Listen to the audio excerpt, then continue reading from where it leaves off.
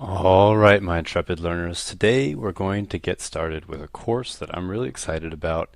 It's about global health. And when we're talking about health, one of the most important things we might need to do is think about what it actually means. It's a word that we say a lot. We use the word healthy all the time. You hear it all the time. People are always talking about it. But what does it actually mean? And it actually really became clear to me when I was getting ready for this lesson. I was sitting and talking to my roommates about it, who were both studying medicine, and I told them what I was doing, and they're like, well, that's actually pretty hard, isn't it? And they're right, because it is really hard to define what a healthy person is and what a not so healthy person is.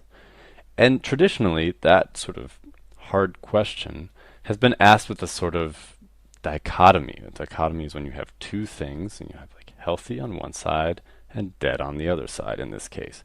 Um, and so people have always kind of said, well, this person's like over here, or maybe this person's over here, whatever the case.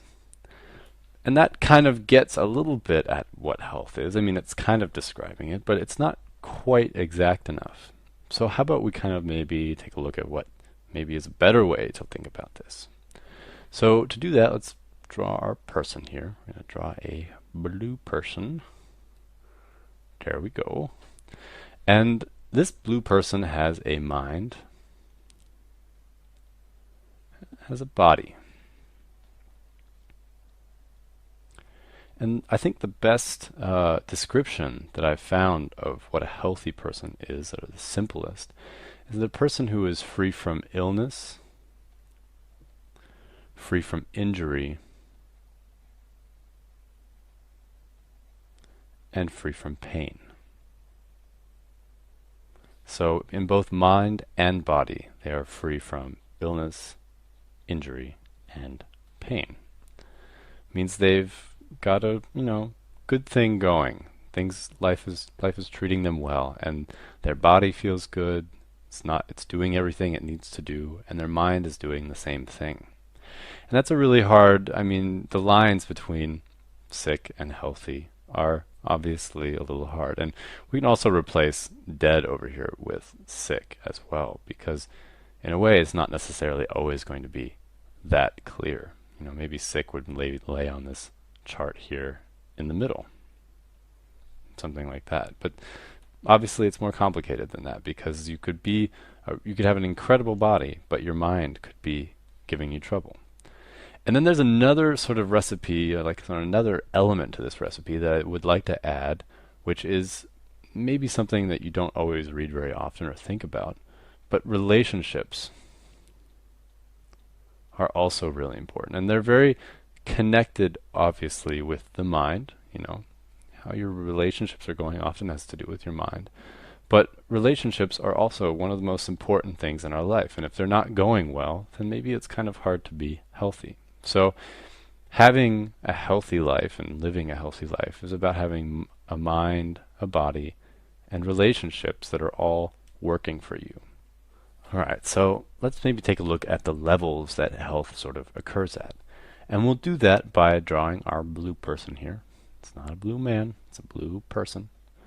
And we've got our personal level of health again.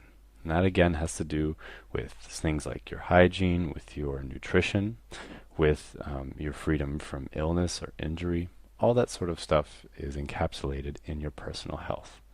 And a lot more. Again, relationships, for example, being another thing. And then when you take more than one person and group them together, then you've got and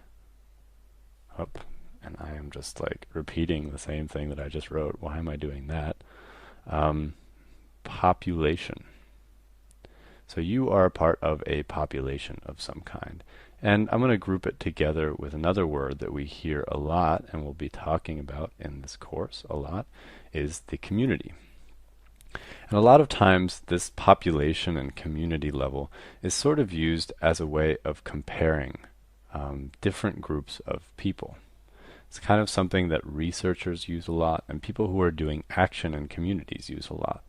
And so you have a group of people, let's say we have the blue people over here, and we've got the green people over here.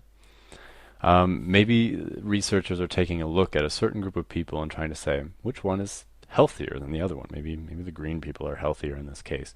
And then trying to figure out, well, why? What's the reason for that? It's kind of important. So that's the population level. And that's just groups of individuals. And then you've got the public level, and let me find a cool color for public. You've got public health. And public health is sort of an extension, or it's just a broader term that basically means the same thing as the layer below it in a way, except that it has a lot more to do with things like policy, which we'll probably be not talking about too much in this course, but it definitely has more to do with policy and action. And it's with even bigger groups of people. So we're talking like really, really, really big numbers of red people and whatever this color is, teal people and blue people, lots and lots and lots of them, and often even sort of putting them in groups themselves. And we're kind of using a clashing color here. I need to find a better color. So even putting these people in groups and comparing them to even other groups. And the public level has a lot to do with how you run your society and how you spend your money. So you've kind of got like this set of problems, maybe here, and then you've got your set of resources, like you've got this much money and you've got this many doctors. And public policy is often trying to figure out how do we spend money on this and on this so that maybe we can, solve a problem and put doctors working on this and researchers working on that. And how can we organize our entire society to fix these problems and kind of like, get rid of them as best as we can. So that is kind of what public policy is about. And then global health, which we're talking about in this course. Really important to understand what global health means. And global health, for the purposes of sort of what we're talking about in this class, it's just basically sort of encapsulating all of this. And it's looking at each one of these levels in different places around the world and trying to understand the problems and the solutions that work best.